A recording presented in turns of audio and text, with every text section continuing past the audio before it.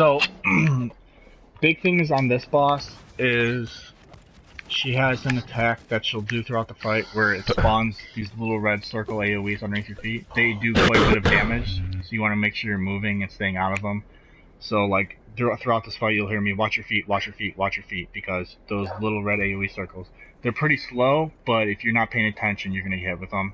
If you're already at a little bit low health or get hit by 2 in a row, you might die, so you just got to be careful of that. Uh-oh.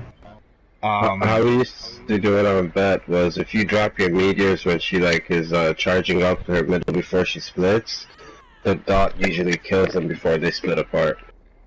Well, yeah, in Bet now that doesn't work really. You gotta do it a different way. So basically, the way we kind of formulated when we ran Vet, so.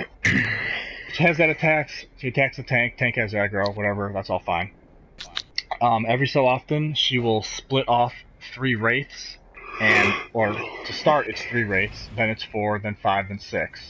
There will be 1 wraith at each of these pillars. So to start, there'll be a wraith at this pillar. There'll be a wraith at this pillar, and there'll be a wraith at the 12 o'clock pillar. So the one with the green lights, we're calling that the 12 o'clock pillar. So for Vet, we're just going to do this like we would do Vet. You can, if you don't kill the wraiths in time, she'll do an explosion. She'll do like an AoE explosion for everybody in the room, and the damage gets multiplied for every wraith that's alive. You can survive having 1 wraith alive, the explosion. In Vet, you can't survive having 2 wraiths. Only the tanks will usually survive having 2 of the wraiths up when the explosion happens. So basically what you can do to save time is literally you kill all except for the 12 o'clock position wraith. So you kill all but the 12 o'clock position wraith and just let that one explode and just get back damage on the boss. So there's a heavy sack over here. There's another one over here too. Yeah, that one got. Okay. Alright. Whatever. We can get after this. Whatever. Let's see here. Let me just look at the group comp here right now. So we have. Okay, so if your health bar is on the left, you're going to be attacking the wraith starting from this pillar, and then if we get to 3 or 4, and then you'll move on to this pillar, the pillar right next to us. So basically, if you're on the left-hand side, you're going to be on the left-hand side attacking those wraiths when they spawn. So you'll always start from the pillar close, not the 12 o'clock pillar, we're ignoring that one, but we start from the pillar closest to 12 o'clock on your side. So the left-hand group is going to start on that pillar, right-hand group is going to start attacking from that pillar. Basically what happens is, at Vet, once you get 6 wraiths, you'll basically have both groups working down the clock, and they both meet at the 6 o'clock, the 5th ghost, to kill it all together, and then get back on the boss. So left-hand group start left-hand side, right-hand group start on the right-hand side. And then once your wraith is dead, make sure all the wraiths on your side are dead. You can get back onto the boss, ignoring the 12 o'clock position wraith. So just keep that in mind. So the 12 o'clock position wraith, like I said, the pillar.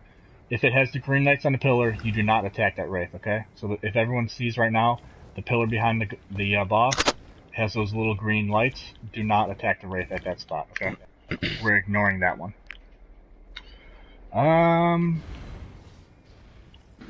So you'll be able to tell when the explosion's coming because you'll see she'll form like a link, a little white link between the remaining ads and herself. When you see that, generally we'll have the healers drop Novas down just to mitigate the damage even more.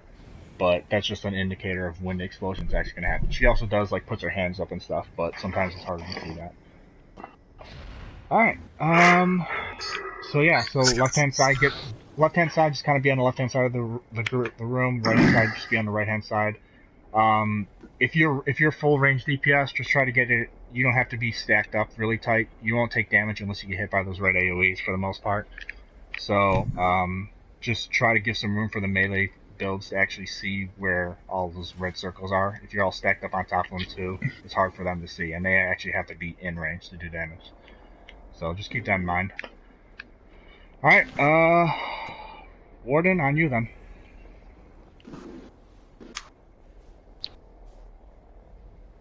Alright, start up.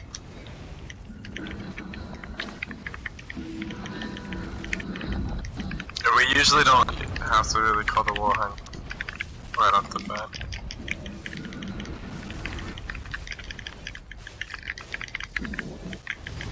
Alright, right split. Make sure you get to your side. Make sure your side is DPSing. Dude, we're 7 health. Yeah, and then Oh my get back. God, Remember, no, it's you're so ignoring different. that.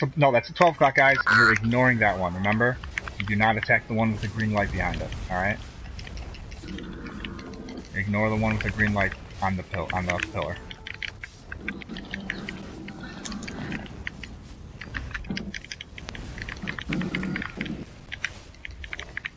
Keep watching your feet, guys. Keep watching your feet.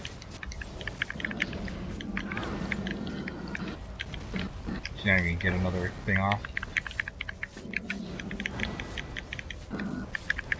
Well, that's fun. Alright. Well, try to explain it. Hopefully my explanation was better than the actual boss itself.